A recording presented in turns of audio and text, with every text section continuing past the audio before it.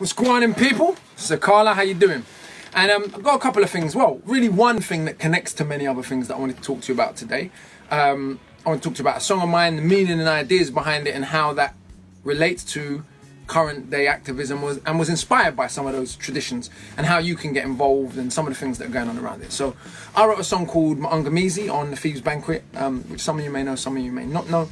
Maangamizi is a Swahili term, and it translates roughly to the same sort of concept or idea as the word Holocaust, as a racist, genocidal campaign of brutality towards a particular group of people. And in the Pan-African world, in the Pan-African tradition, the term Maangamizi refers to the entire process of colonialism, enslavement, neo-colonialism, the development of racist, anti-African, anti-black ideas, and their direct physical political manifestation. So that's what Maangamizi means. That's what it sums up. And if you listen to my song, I think you'll get a sense of the meaning and the ideology behind it. I must say it was inspired by, it didn't come out of a vacuum, it was inspired by, I went on a course with a lawyer called Esther Stanford Jose, who's a lawyer and activist who is a reparations lawyer, so someone who looks at reparatory justice. And I went on a course around the idea of reparations and the case for reparations from a legal standpoint. And I learned a whole load of stuff I had really no idea about on that course. And saw how solid actually the legal case for reparations is in a Pan-African context, which is one of the reasons the British state and other states will avoid directly apologising for Britain's role in transatlantic slavery and neo-colonialism and coups and etc. Because a direct apology from a head of state or from someone in a position of power would open, in a legal sense, from what I understand, would open up the conversation for reparations even more, which is why the language is always picked very carefully. People can express regret, but they can't apologise.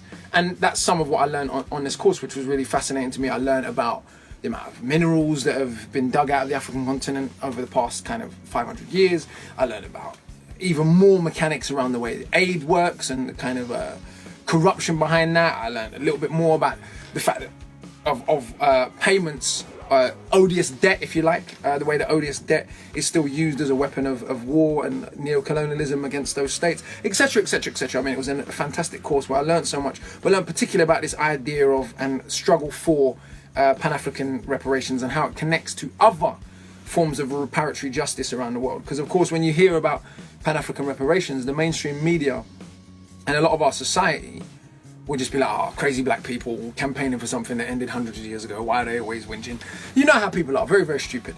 But when you look at the direct manifestations and the direct lineage, so if we look in American context, the direct lineage between the ending of slavery and then chain gangs and convict leasing and of course private prisons today, you can literally draw that straight line and see very clearly the legacy of that in America. If we take Brazil, the last country in the Americas to abolish slavery in 1888, and the policies that are outlined in Abdias do Nascimento's book, Brazil, Mixture or Massacre. From 1888 onwards, the Brazilian government had a policy that at the time they called getting rid of the black stain. It was an open policy of trying to get rid of that population of enslaved Africans that Brazil had become very scared of. We can see a direct lineage between the ending of slavery in Brazil in 1888 and the situation for Afro-Brazilians today in 2012. Police brutality, the fact that the overwhelming majority of that population, who are actually the majority of the population of Brazil, live in favelas, etc, etc, etc. That lineage is very clear. If we move to, say, Haiti, the first country in the world, as we've discussed many times before, to properly abolish slavery after defeating the French, the British and the Spanish.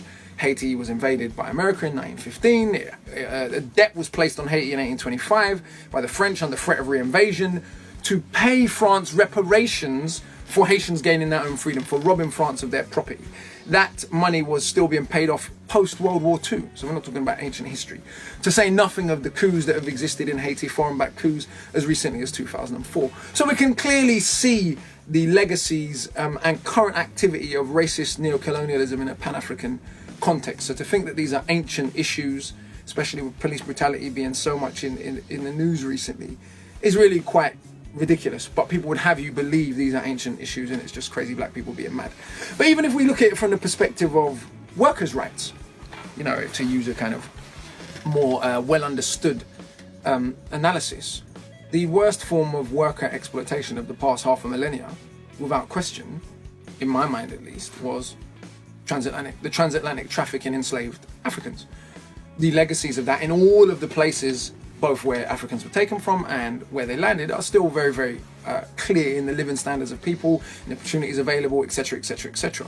So even from a perspective of workers' rights, a victory for Pan-African reparations is a victory for workers' rights anywhere in the world, and a victory for the redistribution of what, in my view, is ill-gotten wealth by a lot of the political and business elite of the world that we live in today. A lot of the powerful and rich corporations and peoples. So, for example, in a British context, the slave owners, not the enslaved people, the slave owners were given £20 million reparations at the end of slavery, which is equivalent to roughly 16 billion today, we're told. And of course, they invested that in various industrial projects in the UK, etc. And it's fascinating to the British public because that was your money they were given. Yeah, think about that. The owners and traffickers of human beings were given public money at a time when living standards for poor people in Britain were horrific. Nonetheless, they were given public money for the loss of their property over in the Caribbean. And their property, of course, was my grandmother's great-grandmother and other people of African heritage. It's fascinating because that was the largest public bailout until the bankers' bailout of 2008.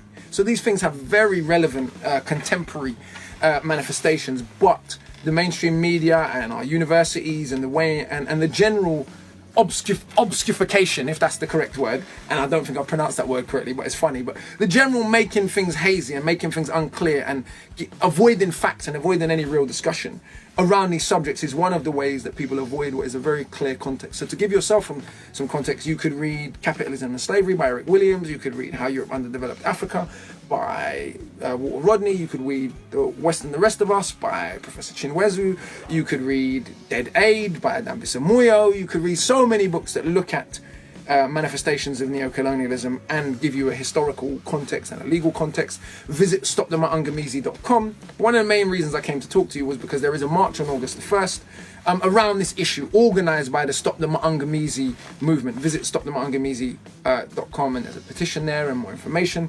But I would suggest you attend the march on August the 1st, Windrush Square in Brixton. Why is this important? People always say, because I was one of these people, like many of you, that went through a period of life where I was frustrated with marching. I just thought, why march? It doesn't prove anything. It doesn't do anything. The state's not going to yield to the power of a march. All of which is true, but marches to me are about how you use them. Because as a kid, my mum took me on loads of marches. I went on the march to get justice for Stephen Lawrence. I went on loads of marches as a youth and saw those cases turn out for the worst. Saw the lack of justice, and so got really frustrated.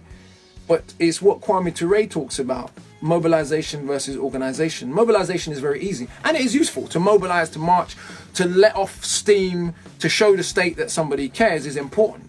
But then it's how you organize afterwards. So if you go on a march, did you take details while you were there? Have you organized with other people who have similar mindsets? Are you setting up community bank accounts to start providing the kinds of services that you believe in, that you feel there is a failure for? If you're a lawyer or a doctor or a paramedic or whatever you are, have you made your services available to those community organizations? So how are you using a march, not just to mobilize, to organize? And that's what I think should be the case even for this Stop the Mahungamazi march. It's a very grassroots movement. It's inspired by other reparations movements around the world. It's connected with other people's movements around the world, from the Australian Aborigines to our brothers and sisters in West Papua, to all peoples that have been dispossessed and brutalized by racist imperialism and continue to be in the 21st century. So it's really, to me, an amazing movement, and a movement that needs many people's help and needs many people's skill sets and ideas and inputs. So I, again, would suggest you visit their website. But just to give you a sense of what they're trying to do and achieve, and that it's not just a march, I printed out some of the aims of the campaign, which I thought were really, really interesting. So I just thought I'd read them out because I tried to memorize them and it wasn't happening for me. So it's increase the recognition of and educate people about the Mahungamazi, its causes, contemporary manifestations and consequences.